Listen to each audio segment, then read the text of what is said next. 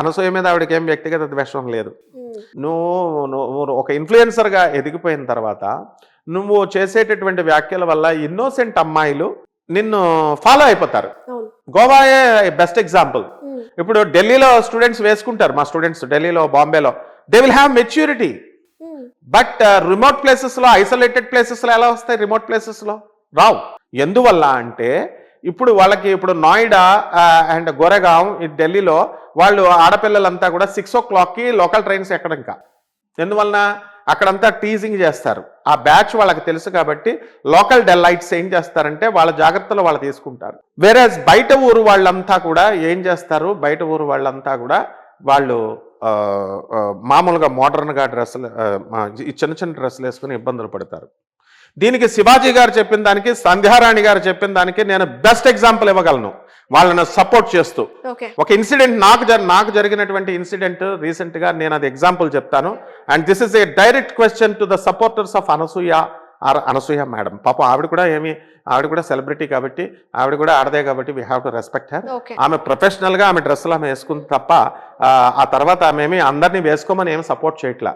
ఆమె ఏమంటుందంటే డ్రెస్సుల్లో ఫ్రీడమ్ ఉండాలి, నా ఫ్రీడమ్, నా కంఫర్ట్ జోన్ అని మాట్లాడుతున్నారు ఆవిడ. But it should not be.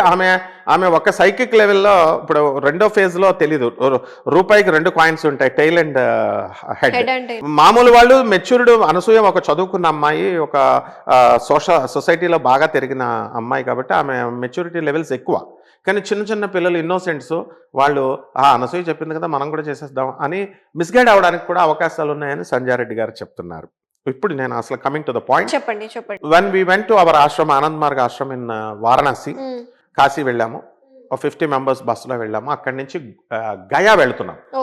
Gaya వెళుతున్నప్పుడు అది బీహార్, చాలా డేంజర్ ప్లేస్. అక్కడ మన సౌత్ లాగా అంత సేఫ్టీ ఏమి ఉండవు నార్త్లో అక్కడను.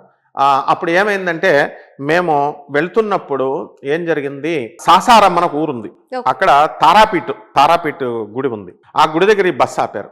బస్సు ఆపినప్పుడు one women who hails from Hyderabad, who settled down in America, USA లో ఉన్న ఆవిడ మాతో పాటు వస్తున్నారు. ఆవిడకి తెలియదు కాబట్టి మామూలుగా మోడర్న్ డ్రెస్ లాగా, అంటే మామూలు ఫ్రాక్ వేసుకున్నారు అంతే, పెద్ద మోడర్న్గా ఏం లేదు. ఆవిడ దిగి ఆ హోటల్లోకి వెళ్ళారు. ఒక చిన్న పల్లెటూరులో హోటల్, సాసారం అంటే ఒక ఊరు, చిన్న ఊరు. అక్కడికి వెళ్ళినప్పుడు అక్కడ తాగేసి 2 కూర్చున్నారు మంచం పైన, చిన్న సైజ్ హోటల్ అది. అక్కడికి వెళ్ళి ఈమె ఫిష్ చెప్పుకుంటే ఆమెకు నచ్చలేదు, చికెన్ చెప్పుకుంది, నచ్చలేదు. ఈ లోపల ఈమె పిచ్చి తిండి తింటుంటే వాడు చూసి ఎక్కడి నుంచి వచ్చారని అడిగాడు. ఈమె హిందీ కూడా పర్ఫెక్ట్ రాదు, హైదరాబాద్ అంది. యుఎస్లో ఉంది, ఇంగ్లీష్ అంతా వాడికి తెలియదు కదా. హైదరాబాద్ అని చెప్పగానే మా కార్లో వస్తారా అని అడుగుతున్నాడు వాడు. ఎక్కడికి వెళ్తున్నారు అంటే గయా అంటే మా కార్లో వస్తారా. When she is travelling in a bus చెప్పినా సరే వాడు అడ్వాంటేజ్ తీసుకొని, అన్యూ అడ్వాంటేజ్ తీసుకొని వాడు ఎలా చెప్తున్నాడు, వాడు వస్తారా అన్నాడు.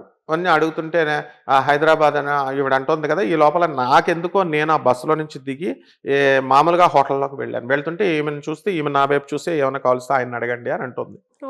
వాడు దున్నపోతలా ఉన్నాడు, ఇంత లావున కాకి డ్రెస్ వేసుకున్నాడు. వాడు ఏదో ఫారెస్ట్ ఆఫీసర్ ఏమో అనుకున్నాను నేను. వాడు ఏమంటున్నాడు, వినయంగా వచ్చి సార్ స్పెషల్ ట్యాక్సీలో తీసుకెళ్తాం, వస్తారా గాయకి అంటున్నాడు. నన్ను అడుగుతున్నాడు. మాకెందుకే, మేము ఒక ట్రూప్ వెళ్తున్నాము, బస్సులో వెళ్తున్నప్పుడు 50 members ఉన్నప్పుడు నీకు కార్ ఎందుకు అని అంటే ఆవిడేమంటున్నాడు, ఆ బస్ డ్రైవర్ని పిలండి అంటున్నాడు. అంతవరకు నేను పొలైట్గా చెప్పాను, క్యో అమ్మని అన్నాను.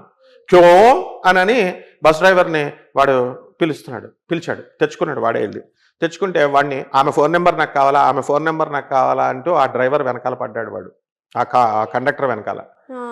ఆ కండక్టర్ వీడు తాగేస్తున్నాడని చెప్పేసి వాడికి దండం పెడుతున్నాడు, వదిలే ఇస్తానని చెప్పేసి. ఈ లోపల మీరు వెళ్ళిపోండి అని మాకు సైగ చేశాడు. మేము వెళ్ళి బస్సులో కూర్చున్నాం. ఆ తర్వాత వచ్చి బస్ స్టార్ట్ అయింది. And it is a casual thing in Bihar. అందుకనే ఆ కండక్టర్ పెద్ద సీరియస్గా తీసుకోలే. ఏంటంటే ఎవడు వాడు అంటుంటే తాగేస్తున్నాడు సార్ అని లైట్గా తీసుకున్నాడు. అంటే ఇట్లాంటి ఇన్సిడెంట్స్ అన్నీ కూడా అసలు బీహార్లో, గయా దగ్గర బీహార్లో అసలు మందు ఉండదు. And we can complaint to the police, immediate వాడిని తీసుకెళ్ళిపోతారు. కానీ వాడికి అనవసరం, బరితెగిచ్చాడు వాడు. నోయిడాలో ఇవన్నీ కూడా ఈ ప్లేసెస్లో ఇలా ఉన్నప్పుడు అందుకని జాగ్రత్తలు చెప్పారు. నా అన్వేషణగాడు చెప్పేది ఏంటి, 30,000 కేసులు ఉన్నాయి, అత్యాచారాలు జరిగినాయి అని చెప్పుకుంటూ వచ్చాడు. ఎందుకు యాక్షన్ ఉండదు? డెఫినెట్గా ఇండియన్ పోలీస్ తప్పకుండా, Telangana police and Andhra police, Indian police ఎప్పుడు సిస్టమేటిక్గా ఉంటుంది. కొంచెం కోర్స్ ఆఫ్ టైం కొంచెం ఎక్కువ అవ్వచ్చేమో, కానీ నో వన్ కెన్ ఎస్కేప్. ఇది ప్రజల్లో తెలియాలి.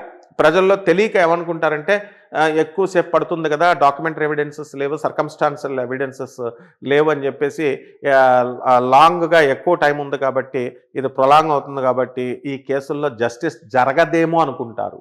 మీడియాలోనే వస్తేనే జస్టిస్ జరిగినట్టు అనుకుంటారు, మీడియాలో రాకపోతే జస్టిస్ రాదేమో అని అనుకుంటారు. దానివల్ల ఈ తప్పుడు ప్రచారాల వల్ల నా అన్వేషణ అనేటటువంటి వాడు రాంగ్గా డైరెక్ట్ చేశాడు వీళ్ళని.